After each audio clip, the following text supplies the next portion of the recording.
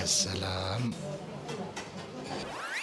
اليوم نحن بمدينة اوبرهاوزن عند مطعم ما ورد يلي فاتح جديد. عندهم بوفيه مفتوح، افطار صباحي، مناسف ليوم المناسف. خلينا نجرب ونقيم المطعم مع بعض. تفضلوا معي. بوفيه مفتوح، كل قديش ما بدك، وتحلى كمان بس ب 14 يورو 99 سنت. الاطفال حتى 3 سنوات مجانا. اكيد رح تتسالوا اذا السجاد موجوده دائما. نعم، السجاد موجوده دائما، وكمان البروستد والشاورما والفروج المشوي على الفحم. في عندهم اكلات متغيره كل يوم. مش بس هيك، في عندهم كمان بوفيه صباحي بس ب 9 يورو و99 سنت، وكمان بيعملوا مناسف على الطلب للمناسبات والحفلات. خلينا نشوف اول شيء درجه استواء اللحم. شلون اللحم؟ هذا اللي بسموه اللحم اللي رايح نيفا. رح اعلمك احلى سندويشه بتعملها بحياتك، تمام؟ مع شويه توم كمان. بتلفها هيك وبسم الله.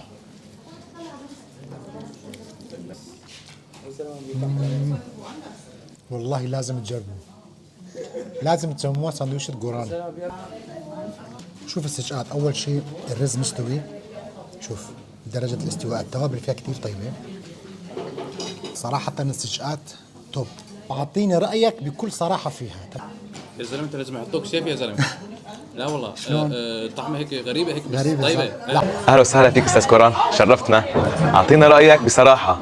حكيت عنا البوفيه ودقت عنا المنسف. مطاعم بالبدايات دائما بيكون في عندهم اخطاء بيستفيدوا منها، ولكن انتم فاتحين مطعم جديد ومطالعين الاكل بهالجوده وبهالكواليتي، هذا الشيء بحييكم عليه.